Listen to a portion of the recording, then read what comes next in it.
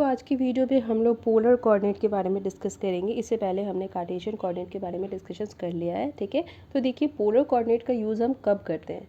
जैसे कि हमारा कोई एक पार्टिकल है, देखिए यहाँ पे कोई पार्टिकल है P और वो एक सर्कुलर पाथ में मूव कर रहा है, ठीक है। एक प्लेन में मूव कर रहा है, एक सर्कुलर पाथ में वो मूव कर रहा है। तो इसका हम कोऑर्डिनेट कैसे लेंगे। देखिए ये पार्टिकल है जिसका पॉइंट है P(x,y), ठीक है, और ये इस डायरेक्शन में मूव कर रहा है। तो इसका थीटा में डिस्प्लेसमेंट कितना हो जाएगा, डी थीटा, और ये डी आर डिस्प्लेसमेंट हो गया आर में, ठीक है। उसके बाद देखिए इसका कंपोनेंट कैसे हो जाएगा। इसका जब थीटा में ऐसे ले रहे हैं, जैसे इस तरह से मूव कर रहा है तो थीटा कुछ इस तरह से होगा, ठीक है।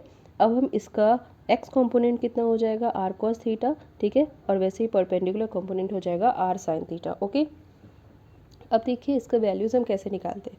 सबसे पहले तो इसका रेंज देखिए, इसका आर का जो रेंज होगा वो इन्फिनिटी तक हो सकता है, ठीक है। ये कितना भी बड़ा हो सकता है, इसका हमें डिटरमाइन नहीं है। हाँ, अगर हमें गिवन होगा क्वेश्चंस में तो हम उसको मेंशन करेंगे, ठीक है। लेकिन यहाँ पे मैंने थीटा तो आर का वैल्यू जो है वो 0 टू इन्फिनिटी लिया है, ठीक है। लेकिन यहाँ पे थीटा जो है वो थीटा 0 से 2 पाई तक ही होगा। देखिए ये एक सर्कुलर पाथ फॉलो करेगा, तो ये 2 पाई हो गया। यहाँ से अगर ये फॉलो करके यहाँ पे आएगा तो ये हो जाएगा 2 पाई, ठीक है।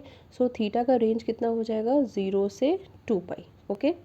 अब देखिए रेंज पता चल गया और पार्टिकल का मोशंस पता चल गया हमें। अब हम देखते हैं इसका लाइन एलिमेंट क्या होगा, ओके। तो line element d l is equal to d r r cap plus r d theta theta cap, ये हो जाएगा हमारा लाइन एलिमेंट। अब देखिए यहाँ पे डी आर में डिस्प्लेसमेंट कितना हो गया। अब सो लाइन एलिमेंट क्या हो जाएगा, d is equal to arc by radius होता है, तो यहाँ पे इसका वैल्यू कितना हो जाएगा आर्क का, वो हो जाएगा r d theta, okay.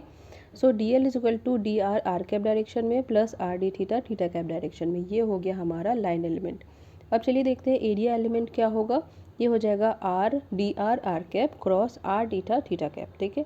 Z cap direction में इसका डायरेक्शन हो जाएगा एरिया एलिमेंट का, D S is equal to R D D R into D theta Z cap direction में। अब देखिए यहाँ पे एक्स और वाई का वैल्यू भी मैंने लिख दिया है। कॉम्पोनेंट्स जो हमने तोड़ा है वो हो जाएगा X is equal to R cos theta, Y is equal to R sine theta. अब इसका अगर हम स्क्वायर लेते हैं, ठीक है, this is X square plus Y square, तो क्या हमें मिलेगा, देखिए R square cos square theta plus R square sine square theta.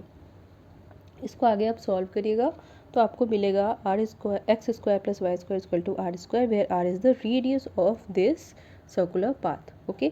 So R is equal to plus root under x square plus Y square, plus minus यहाँ पे आ जाएगा, लेकिन हम माइनस नहीं लेंगे, यहाँ पे प्लस लेंगे, ओके।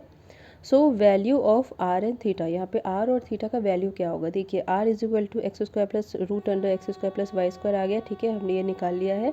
अब थीटा का वैल्यू हम कैसे निकालेंगे, यहाँ पे हम स्लोप मेजर करेंगे, ठीक है। Tan theta is equal to Y by X हो जाएगा, ठीक है, slope. Therefore theta is equal to tan inverse Y by X, okay. So this is the value of R and theta. अब देखिए ये पोलर कोऑर्डिनेट में अगर आपको गिवन होगा एक्स और वाई का वैल्यू, अगर आपको पूछ रहा है कि रेडियस निकालो तो आप ये फॉर्मूला यूज़ कर सकते हो।